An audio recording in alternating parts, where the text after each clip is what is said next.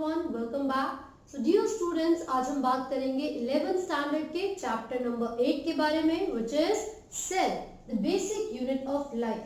So बच्चे, हम already इसकी कुछ वीडियोस अपलोड कर चुके हैं और आज का जो हमारा टॉपिक होगा वो है यूकैरियोटिक सेल. सबसे पहले लिख लेते हैं आज हम किस टॉपिक के बारे में डिस्कस कर रहे हैं. Eukaryotic cells.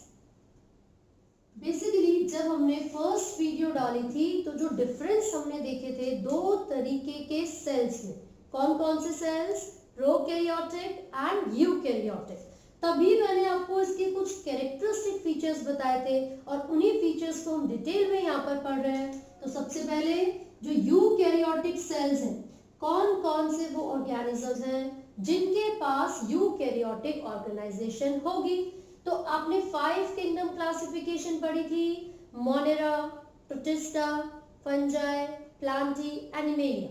जिसमें से जो मोनेरा होते हैं वो प्रोकैरियोटिक होते हैं, यानी कि they do not have a well defined nucleus with a nuclear envelope. लेकिन ये जो यूकैरियोटिक सेल्स हैं, मोनेरा के अलावा बाकी जो चारों फाइलम्स बचे हैं, किंगडम्स बचे हैं, जैसे कि protista, all the protists, fungi,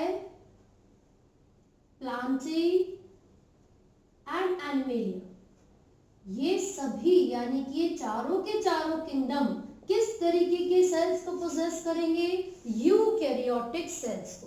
तो हमें पता चला प्रोटिस्टा, फंजाई, प्लांटी और एनिमेलिया में यूकैरियोटिक सेल्स होते हैं. सेकंड थिंग, फायदा क्या है या फिर क्या इसके कैरेक्टरिस्टिक फीचर है? तो आप लिखोगे they have well defined nucleus. इसका जो कैरेक्टरिस्टिक फीचर है वो है well defined nucleus with the nuclear envelope. Nuclear envelope यानी कि मेम्ब्रेन भी इनके पास हो सकती है जो न्यूक्लियस के सराउंडिंग में प्रेजेंट होगी, जिसको आप न्यूक्लियर एनवेलप या फिर न्यूक्लियर क्या कहते हो?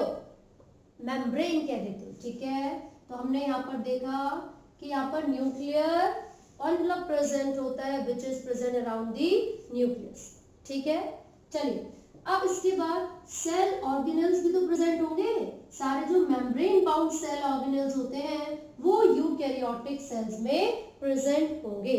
तो मैं आपको बता दूं कि हालांकि यूकैरियोटिक सेल्स में जो न्यूक्लियस है और जो बाकी सेल ऑर्गेनेलिज है वो वेल डेवलप्ड है, लेकिन फिर भी ये जो यूकैरियोटिक सेल्स हैं जैसे कि प्लांटी एंड एनिमेलिया, ये एक दूसरे से डिफर कर सकते हैं on the basis of the number और types of cell organelles they have. ठीक है, तो मैं आपको यहाँ पर लिख के बता रही हूँ एनिमल सेल में एंड प्लांट सेल में किस तरीके से बेसिक डिफरेंसेस को आप ऑब्जर्व कर सकते हो. जब हम एनिमल सेल की बात करेंगे तो उनके पास एक स्ट्रक्चर होता है विच इज कॉल्ड सेंट्रियोल. क्या कहते हैं स्ट्रक्चर को? Centriole, which is present in all the animal cells. किस चीज में हेल्प करता है ये स्ट्रक्चर? सेल डिवीजन में हेल्प करेगा. इसको भी हम पढ़ेंगे होते क्या है ये सेंट्रियोल. ठीक है, बट इन फ्यूचर वीडियोस. जो प्लांट सेल है उसके अंदर एक वैक्यूल होता है. वैक्यूल क्या है? वैक्यूल एक ऐसा स्ट्रक्चर है जो कि पूरे सेल के, प्लांट सेल के साइटोप्लाज्म का अप्रोक्सीमेटली 90% ऑफ वॉल्यूम कवर कर लेता है.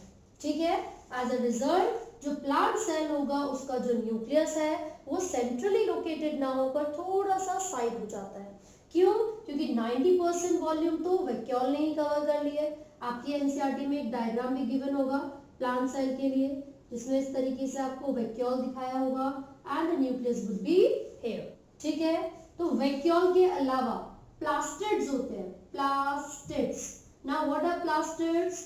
बेसिकली प्लास्टिड्स ऐसे सेल ऑर्गेनेल्स हैं जो कि कुछ पिगमेंट्स को कैरी करेंगे या फिर वो स्टोरिंग बॉडीज की तरह काम करते हैं.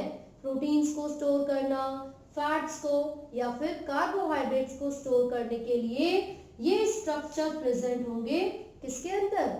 Plant cells.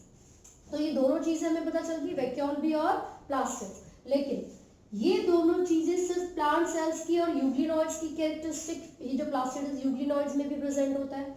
बट जो एनिमल सेल है, ये जो सेंट्रियोल है, सिर्फ एनिमल सेल में होगा, ना कि प्लांट सेल में। Centriole is absent in almost all the plant cells. तो इस तरीके से हमने देखा कि इनमें डिफरेंसेस होते हैं एनिमल सेल में और प्लांट सेल में। हालांकि ये है क्या, ये है सभी यूकैरियोटिक सेल्स। ये तो क्लियर हो गया। जब हम यहाँ पर सेल ऑर्गेनेल्स के बेसिस पर इनके स्ट्रक्चर को स्टडी करेंगे तो आपको और भी बहुत सारे सेल ऑर्गेनेल्स के नाम पता चलेंगे। जैसे कि मैं यहाँ पर कुछ नाम आपको बता रही हूँ। सबसे पहले हम एंडोप्लाज्मिक रेटिकुलम, ठीक है, फिर गोल्जी कॉम्प्लेक्स, राइट, फिर उसके बाद अभी वैक्यूल मैंने यहाँ पर लिख दिया है, प्लास्टिड्स ऑलरेडी हो गया है। लाइसोसोम्स होते हैं, लाइसोसोम्स, राइट। आपने माइटोकॉन्ड्रिया पढ़ा है, माइटोकॉन्ड्रिया। तो ये सब क्या है, these all are the cell organelles, right. और राइबोसोम मैंने आपको बताया था, वो एक ऐसा स्ट्रक्चर है जो यूकैरियोटिक एंड प्रोकैरियोटिक दोनों सेल्स के अंदर प्रेजेंट होगा, ठीक है। तो हमने यहाँ पर इनके बारे में बात करनी है। आज की वीडियो में यूकैरियोटिक सेल के अंदर का जो स्ट्रक्चर है और इनका जो फंक्शंस है वो हम डिस्कस करेंगे। तो चलिए फटाफट से आगे बढ़ते हैं। इसको रब कर देती हूँ मैं।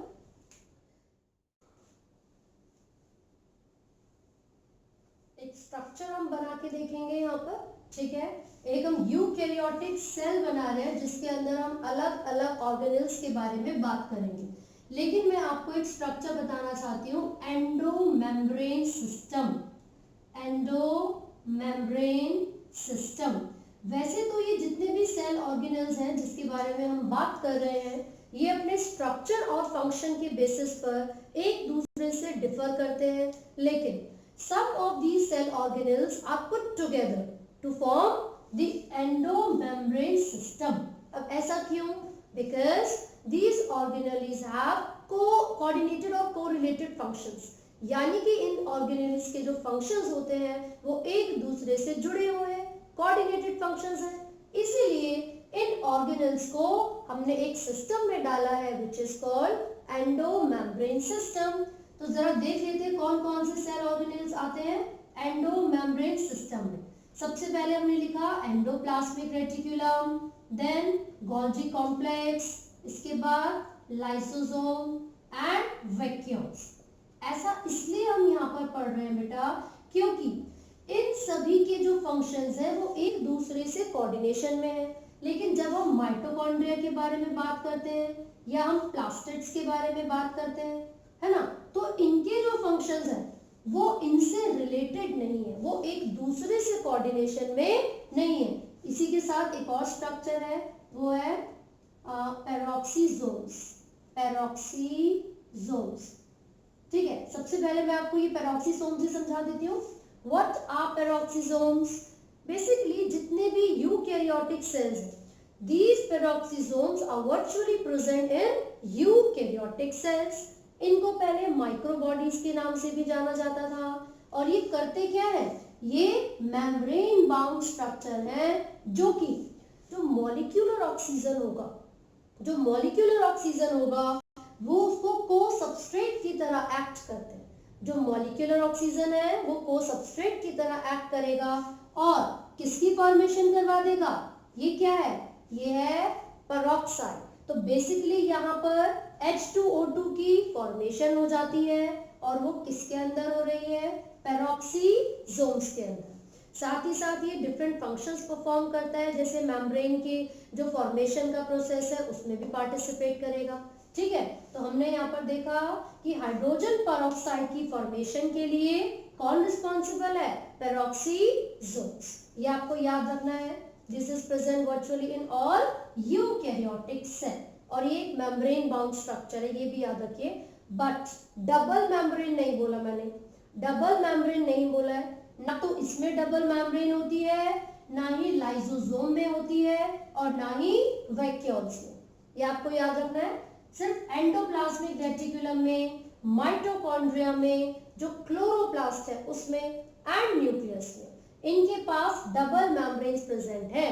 तो नीट में इसी तरीके का क्वेश्चन पूछा जाता है, which of the following is not a double membrane bound organelle? तो आपको बता देना है, ठीक है। चलो तो फिर आगे बढ़ते हैं। अगर एंडोप्लाज्मिक रेटिकुलम के बारे में ही सबसे पहले बात की जाए सो आप ऑब्जर्व करोगे कि जो न्यूक्लियस है it has to membranes. I just told you nucleus के पास दो मेम्ब्रेन है. तो उसकी जो आउटर मेम्ब्रेन होती है, आउटर मेम्ब्रेन, वो कॉन्टिन्यूसली कुछ ट्यूब्यूलर स्ट्रक्चर्स की फॉर्मेशन करेगी. ऐसे आप स्ट्रक्चर्स को ऑब्जर्व करोगे जो कि न्यूक्लियस की आउटर मेम्ब्रेन के साथ कॉन्टिन्यूएशन में है, उसको कहा जाता है रफ एंडोप्लाज्मिक रेटिकुलम. तो हमने बेटा यहाँ पर रफ नाम क्यों लिया? बिकॉज राइबोसोम्स यहाँ पर प्रेजेंट होते हैं एंडोप्लाज्मिक रेटिकुलम के सरफेस पर, लेकिन सिर्फ आधे या फिर कुछ ही सरफेस पर राइबोसोम्स प्रेजेंट है. इसीलिए जिस सरफेस पर राइबोसोम्स प्रेजेंट होंगे उसको रफ एंडोप्लाज्मिक रेटिकुलम कहेंगे. And this forms the continuous layer with the outer membrane of nucleus. और यहाँ पर ये क्या है? कुछ ऐसे ट्यूबुलर लैमेलर लाइक स्ट्रक्चर आपको दिखेंगे. It is smooth endoplasmic reticulum. अब हमने इसको स्मूथ क्यों बोला? क्योंकि यहाँ पर राइबोसोम्स प्रेजेंट नहीं है. जहां पर राइबोसोम्स प्रेजेंट थे वहां पर उनकी प्रेजेंस की वजह से एरिया कैसा हो गया था? रफ हो गया था. इसीलिए हमने उसको बोला रफ एंडोप्लाज्मिक रेटिकुलम. लेकिन जहां पर राइबोसोम्स नहीं होंगे वो कैसा अपीयर होगा? स्मूथ. तो उसको बोलते हैं SER, स्मूथ एंडोप्लाज्मिक रेटिकुलम. एक बहुत ही इंपॉर्टेंट चीज एंडोप्लाज्मिक रेटिकुलम से रिलेटेड मैं आपको बता रही हूँ कि ये क्या करता है? ये डिवाइड कर देता है ल्यूमन, मतलब दो कंपार्टमेंट्स में. एंडोप्लाज्मिक रेटिकुलम ल्यूमन को डिवाइड कर रहा है. साइटोप्लाज्म के अंदर जितना भी कंटेंट है उसको डिवाइड कर देता है दो कंपार्टमेंट्स में. पहला कंपार्टमेंट कौन सा हो सकता है? जिसको आप ल्यूमन कहते हो. Inside the endoplasmic reticulum. Endoplasmic reticulum के अंदर वाला जितना कंपोनेंट है इसको हम ल्यूमन पार्ट बोलते हैं. ठीक है. लेकिन मान लीजिए ये एक सेल है, यहाँ पर ये एक सेल, तो सेल का ये साइटोप्लाज्म होगा. ठीक है. तो जो एंडोप्लाज्मिक रेटिकुलम है वो क्या कर देता है? सेल के इंटरनल कंपोनेंट को या इंटरनल स्ट्रक्चर को दो पार्ट्स में डिवाइड कर रहा है पूरे फ्लूइड को. एक होता है इंटरनल कंपोनेंट जिसको हमने ल्यूमन वाला पार्ट बोला था, which is inside the endoplasmic reticulum. और जो साइटोप्लाज्म वाला पार्ट होता है बच्चे उसको बोलते हैं सेकंड कंपार्टमेंट. और वो कौन सा पार्ट है? साइटोप्लाज्म. तो आपको याद रखना है कि एंडोप्लाज्मिक रेटिकुलम क्या कर रहा है? पूरे सेल के अंदर जो स्ट्रक्चर है उसको दो कंपार्टमेंट्स में डिवाइड कर रहा है. अंदर वाला ल्यूमन है इनसाइड द एंडोप्लाज्मिक रेटिकुलम और बाहर वाला साइटोप्लाज्मिक कंपोनेंट. ठीक है. तो ये हमने एंडोप्लाज्मिक रेटिकुलम के दोनों पार्ट्स भी पढ़ लिए. लेकिन इनके फंक्शंस क्या होते हैं? जो राइबोसोम्स है एक्चुअली में वो क्या फंक्शन परफॉर्म करता है? Protein synthesis. तो राइबोसोम का जो मेन फंक्शन हो गया वो क्या है बच्चे? Protein synthesis. लेकिन ये जो प्रोटीन सिंथेसिस है वो कैसे होगा? मैं आपको बता दूं, न्यूक्लियस के अंदर सारा जेनेटिक मटेरियल प्रेजेंट है, यानी कि डीऑक्सीराइबो न्यूक्लिक एसिड, डीएनए. ये जो डीएनए होता है इसको सारी इंफॉर्मेशन इसकी कॉपी कर दी जाती है सबसे पहले आरएनए में. एंड देन ये जो आरएनए होते हैं जनरली मैसेंजर आरएनए इनको कहते हैं. ये जो आरएनए होते हैं भाई ये क्या करेंगे? ये सारी इंफॉर्मेशन को प्रोटीन्स में बदल देंगे.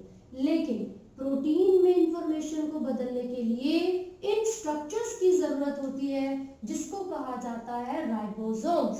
तो इसका मतलब है कि ribosomes with the help of messenger RNA क्या करेंगे? Protein synthesis. क्लियर हो गया? रफ एंडोप्लाज्मिक रेटिकुलम का फंक्शन मुझे पता चल चुका है. Now what is the function of SER, smooth endoplasmic reticulum? भाई इसका जो फंक्शन होता है वो है लिपिड सिंथेसिस. ये लिपिड्स की फॉर्मेशन का काम करेगा और जितने भी लिपिड लाइक स्टीरॉयड हार्मोन्स हैं, स्टीरॉयड हार्मोन्स, उनकी भी फॉर्मेशन का काम किसका होता है? स्मूथ एंडोप्लाज्मिक रेटिकुलम का. तो ये क्लियर हो गया.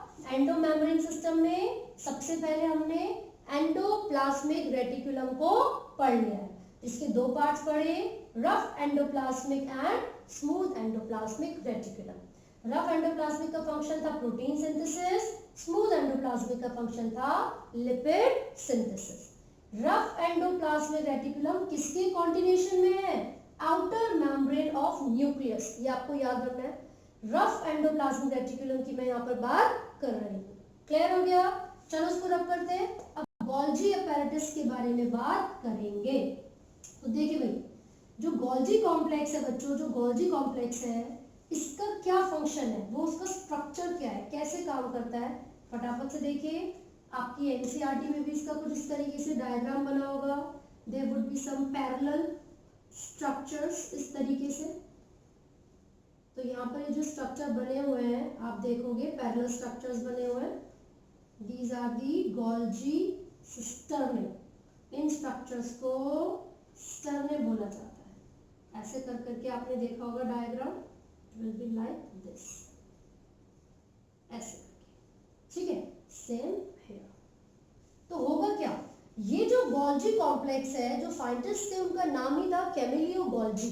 तो उन्होंने क्या बताया कि हमारे सेल्स में यानी कि यूकैरियोटिक सेल्स में एक ऐसा ऑर्गेनेल है जिसमें कुछ पैरेलल सैक लाइक स्ट्रक्चर्स होते हैं, कुछ पैरेलल सैक लाइक स्ट्रक्चर्स होते हैं जिनको कहा जाता है सिस्टर्ने। जिनको क्या कहा जाता है? सिस्टर्ने। और आप ये देखोगे कि किसी भी सेल के अंदर, ये न्यूक्लियस था, थोड़ा यहाँ बना देते हैं, और ये न्यूक्लियस की आउटर मेम्ब्रेन, यहाँ पर एंडोप्लाज्मिक रेटिकुलम होगा और यहाँ पर प्रेजेंट होगा ये गोल्जी कॉम्प्लेक्स। तो यहाँ पर आपको दो फेस दिखेंगे, ये पहला इधर की तरफ और ये दूसरा। तो दो फेस आपको नजर आ रहे हैं गोल्जी कॉम्प्लेक्स के।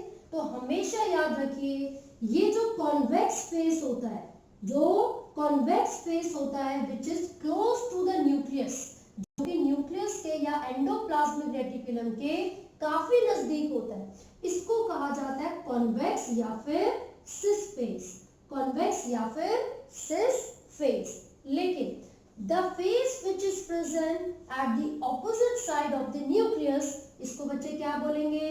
कॉन्केव या फिर ट्रांस फेस। कॉन्केव या फिर ट्रांस फेस। तो ये हमें पता चल चुका है, this is the cis face and this is trans face. अब इनका फंक्शंस क्या होगा, और ये जो सिस्टर्ने यहाँ पर प्रेजेंट है ये किस चीज में हेल्प करेंगी? देखो, अब एक टर्म है बहुत सिंपल सी। यहाँ पर क्या होता है कि ये जो पूरा का पूरा एंडोप्लाज्मिक रेटिकुलम था जहाँ पर राइबोसोम्स प्रेजेंट थे, उसने क्या काम किया था? प्रोटीन की फॉर्मेशन। लेकिन जो प्रोटीन की फॉर्मेशन हमारे सेल्स में होती है, उनका जो स्ट्रक्चर है वो काफी ज्यादा सेल का वॉल्यूम यानी कि स्पेस कवर कर लेता है। तो इसीलिए उन प्रोटीन्स को मॉडिफाई करने की या फिर उन प्रोटीन्स को पैकेजिंग करने की बहुत जरूरत है। तो जितना भी एंडोप्लाज्मिक रेटिकुलम ने यानी कि RER ने प्रोटीन बनाया था, उसको इन गोल गोल स्ट्रक्चर्स, क्या कहते हैं स्ट्रक्चर्स को? वेसिकल्स। जितना भी प्रोटीन रफ एंडोप्लाज्मिक रेटिकुलम में बना था, ये वेसिकल्स उस प्रोटीन को लेकर आती हैं गोल्जी कॉम्प्लेक्स के पास। फिर क्या करेंगी? गोल्जी कॉम्प्लेक्स में जो सिस फेज होता है, फॉर्मिंग फेज होता है, यहां से ये वेसिकल्स प्रोटीन्स को लेकर जाती हैं सिस्टर्ने तक। कहां पर लेकर जा रही हैं? सिस्टर्ने। और हर सिस्टर्ने के अंदर क्या है, क्या काम होगा? प्रोटीन्स की मॉडिफिकेशन एंड पैकेजिंग होगी। तो आपको याद रखना है कि जो कॉन्वेक्स फेज होता है, यही कारण है कि ये प्रेजेंट होता है close to the endoplasmic reticulum, क्योंकि जो प्रोटीन वहां पर बना था, ये वेसिकल्स उसको लेकर आती हैं सिस फेज के पास, फॉर्मिंग फेज के पास, जहां पर आकर प्रोटीन की जो पैकेजिंग है या जो मॉडिफिकेशन है उसका प्रोसेस स्टार्ट हो जाता है। और यहाँ पर एंड फेज तक आने से पहले ही प्रॉपर तरीके से प्रोटीन्स की जो पैकेजिंग है वो हो जाती है। तो आपको याद रखना है, गोल्जी के जब फंक्शंस के बारे में हम बात करेंगे तो गोल्जी के क्या क्या फंक्शंस हैं।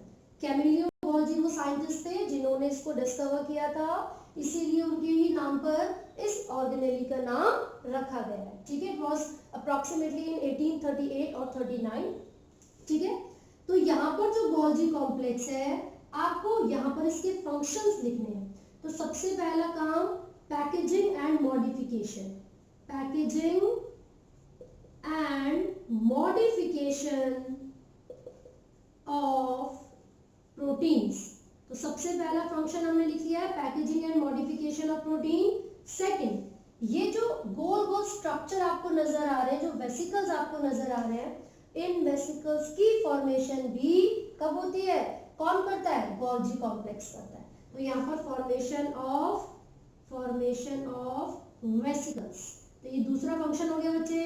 अब थर्ड फंक्शन क्या होगा इसका, गोल्जी का थर्ड फंक्शन होता है formation of glycolipids and glycoproteins, glycolipids and glycoproteins, right. एक और फंक्शन आप यहाँ पर याद कर सकते हो गोल्जी कॉम्प्लेक्स का, और वो होता है formation of lysosomes, formation of lysosomes. तो मैं आपको बता दूं, जिस समय गोल्जी जो मॉडिफिकेशन या पैकेजिंग का फंक्शन परफॉर्म करता है, उसी दौरान लाइसोसोम्स की फॉर्मेशन भी होती है। तो इसका मतलब हुआ यहाँ पर गोल्जी कॉम्प्लेक्स के 4 फंक्शंस हमने पढ़ लिए। आप ये चारों फंक्शंस देख सकते हो, आप इन चारों को याद रखिएगा क्योंकि बहुत इंपॉर्टेंट है गोल्जी के फंक्शंस जब आपसे पूछे जाते हैं, ठीक है। तो हमने यहाँ पर देख लिया है एंडोप्लाज्मिक रेटिकुलम को एंड गोल्जी कॉम्प्लेक्स को। इन केस आपको कोई स्क्रीनशॉट लेना है तो आप ले सकते हैं। अब हम आगे बढ़ेंगे and we will talk about lysosome. किसके बारे में बात कर रहे हैं, अब हम लाइसोसोम के बारे में बात करेंगे, ठीक है भाई। अब ये जो लाइसोसोम्स होते हैं यार, इनको कहते हैं सुसाइडल बैग्स। लाइसोसोम्स को क्या कहते हैं, सुसाइडल बैग्स। ऐसा क्यों भाई, लाइसोसोम को सुसाइडल बैग क्यों कह रहे हैं, कोई तो रीजन होगा।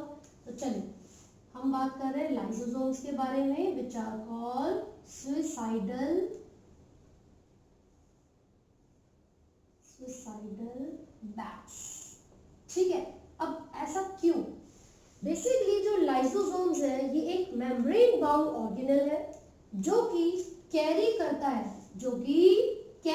है किसको, हाइड्रोलाइटिक एंजाइम्स को, ठीक है। अब यहाँ पर हाइड्रोलेज या जो और भी अलग से एग्जांपल्स आपने पढ़े होंगे एंजाइम्स के, अमाइलेज हो गया, लाइपेज हो गया, प्रोटीएज हो गया। तो ये जो बैग है, ये जो बैग लाइक स्ट्रक्चर है लाइसोसोम का, जो कि फॉर्म हुआ था कब, जब गोल्जी कॉम्प्लेक्स में मॉडिफिकेशन एंड पैकेजिंग चल रही थी उस दौरान। तो इसके अंदर जो प्रेजेंट है वो क्या है, हाइड्रोलाइटिक एंजाइम्स। तो मैंने अभी बोला था आपको हाइड्रोलाइसिस, मैंने भी एग्जांपल में बोला आपको अमाइलेज, लाइपेज, प्रोटीएज, ठीक है। तो ये सारे ऐसे एंजाइम्स हैं जिनको हमने बोला है हाइड्रोलाइटिक एंजाइम्स, जो कि क्या करेंगे, जो कि एक्टिव हो जाएंगे अगर एसिडिक पीएच होती है। कब एक्टिव होते हैं, ये बहुत इंपॉर्टेंट क्वेश्चन है बेटा। एक्टिवेट या एक्टिव एट एसिडिक पीएच, ये कब एक्टिव होते हैं, जब बहुत ही ज्यादा H+ आयंस का कंसेंट्रेशन बढ़ जाएगा, यानी कि जब पीएच बहुत ही एसिडिक हो जाएगी, लो हो जाएगी, उस समय ये जो हाइड्रोलाइटिक एंजाइम्स हैं वो एक्टिव हो जाते हैं। और ये एंजाइम्स करते क्या है, ये डाइजेस्ट कर सकते हैं, they can digest all the proteins, carbohydrates and fats, carbohydrates and fats. तो हमें यहाँ पर ये चीज याद रखनी है कि लाइसोजाइम को सुसाइडल बैग कहते हैं, लाइसोसोम्स को सुसाइडल बैग कहते हैं। ये कब बना था, जब मॉडिफिकेशन पैकेजिंग चल रही थी गोल्जी कॉम्प्लेक्स में। इसके अंदर क्या है, हाइड्रोलाइटिक एंजाइम्स हैं, फॉर एग्जांपल यहाँ पर लिखे हुए हैं। फिर कब एक्टिव होगा, एसिडिक पीएच में। एक्टिव होके क्या करेगा, एक्टिव होके वो डाइजेस्ट कर सकता है सभी प्रोटीन्स, कार्बोहाइड्रेट्स और फैट्स को। तो सुसाइडल बैग इसलिए कहा गया है क्योंकि अगर ये लाइसोसोम बर्स्ट हो जाए, so all these hydrolytic enzymes will be release, और अगर वो रिलीज हो जाते हैं तो जो बॉडी का कंपोजिशन होता है वो क्या है, प्रोटीन ही तो है, वो क्या है, फैट्स, कार्बोहाइड्रेट्स, लिपिड्स, यही सब तो है। तो अगर ये एंजाइम्स रिलीज हो गए तो ये इन सारे कंपोनेंट्स को डाइजेस्ट कर देंगे और सेल्यूलर डेथ हो सकती है, इसीलिए उसको क्या कहते हैं, सुसाइडल बैग्स। क्लियर हो गया, आगे बढ़ते बच्चों। अब हम बात कर रहे हैं वैक्यूल्स के बारे में। किसके बारे में, वैक्यूल के बारे में। चलो फटाफट से वैक्यूल भी देख लो, क्या होते हैं वैक्यूल्स। मैंने ऑलरेडी आपको बताया था, ये कुछ यूग्लिनॉइड्स और प्लांट्स के कैरेक्टरिस्टिक फीचर है, not in all euglenoids but हाँ प्लांट्स के अंदर ही सब मिलेंगे। वैक्यूल किसकी खासियत है, कहाँ पर मिलते हैं, ये प्लांट्स के अंदर मिलेंगे। किसके अंदर, प्लांट्स के अंदर मिलेंगे। ये करते क्या है, ये पूरे प्लांट सेल का अप्रोक्सीमेटली 90% वॉल्यूम को कवर कर लेते हैं। So this is the vacuole, ठीक है, जो कि जितना भी वेस्ट प्रोडक्ट है, जितना भी ऐसा कंपोनेंट है which is no more useful to the plant cell, सारे सामान को कहाँ पर भेज दिया जाता है, कहाँ स्टोर किया जाता है, वैक्यूल के अंदर।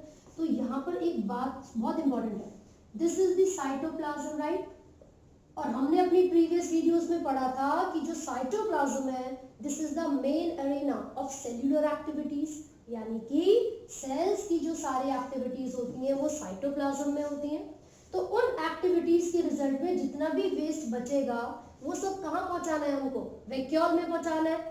लेकिन आप देख सकते हो कि अगर इसने 90% वॉल्यूम कवर की है तो साइटोप्लाज्म ने तो सिर्फ 10% वॉल्यूम कवर की हुई है ना। फिर भी जितनी भी एक्टिविटीज यहाँ पर हुई थी उनके रिजल्ट में आने वाला वेस्ट हमें कहाँ पहुंचाना है, साइटोप्लाज्म से वैक्यूल तक पहुंचाना है। तो आप देख सकते हो बच्चे, लोअर कंसंट्रेशन से हायर कंसंट्रेशन की तरफ ये जो सब्सटेंस है, जो मॉलिक्यूल्स है, उनकी मूवमेंट हो रही है। तो आपको क्या याद रखना है कि जो वैक्यूल है इसके पास एक सिंगल मेम्ब्रेन होती है जिसको टोनोप्लास्ट कहते हैं।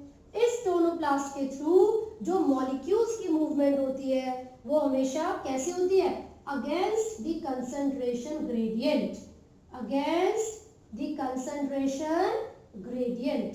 तो हमेशा याद रखिए, लोअर कंसंट्रेशन से हायर कंसंट्रेशन की तरफ मूवमेंट होगी मॉलिक्यूल्स की। इस तरीके के ट्रांसपोर्ट को क्या कहते हैं, एक्टिव ट्रांसपोर्ट। क्या बोलेंगे, active transport. And it requires energy, और इस तरीके के ट्रांसपोर्ट के लिए हमें एनर्जी की जरूरत होती है in the form of ATP. तो आपको ये याद रखना है, वैक्यूल प्लांट के अंदर प्रेजेंट है, यहाँ पर 90% वॉल्यूम इन्होंने कवर की हुई है। इनकी जो एक सिंगल मेम्ब्रेन है वो टोनोप्लास्ट है। टोनोप्लास्ट के through against the concentration gradient movement होगी, और उसके लिए क्या चाहिए होगा, एनर्जी चाहिए, ठीक है। चलिए अब मैं आपको एक और चीज बता दूं कि ये जो कॉन्ट्रैक्टाइल वैक्यूल होता है, कॉन्ट्रैक्टाइल वैक्यूल, ये कहां पर प्रेजेंट है, this is present in amoeba. किसके अंदर प्रेजेंट है, अमीबा के अंदर।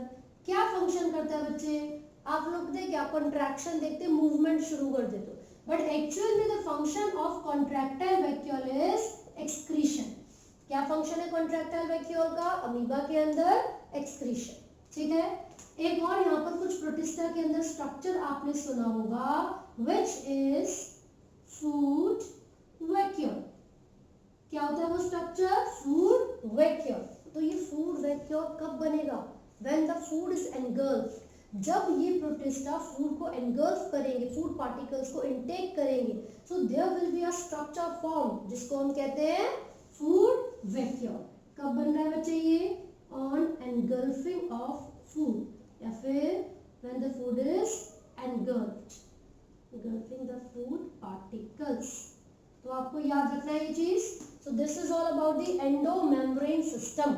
तो अब आपको यूकैरियोटिक सेल्स के एग्जांपल पता है, उनके कैरेक्टरिस्टिक फीचर्स पता है, साथ ही साथ एंडोमेम्ब्रेन सिस्टम क्या है और कौन कौन से 4 ऑर्गेनेल्स ऐसे हैं जिनको एंडोमेम्ब्रेन सिस्टम में हमने इंक्लूड किया हुआ है। So this is all from the topic. I hope आपको समझ में आया है। इन केस आपको कोई भी डाउट है आप कमेंट्स कीजिए, और जो लाइव क्लासेस हम रेगुलरली ले रहे हैं आप उनको ज्वाइन कीजिए, क्योंकि जो प्रीवियस चैप्टर है अगर आपको उनकी रिवीजन करनी है, आपको उनके टेस्ट देने हैं या फिर इंपॉर्टेंट क्वेश्चंस करने हैं, वो सभी चीजें मैं आपको अपडेट करके बताती हूँ कम्युनिटी पोस्ट में भी।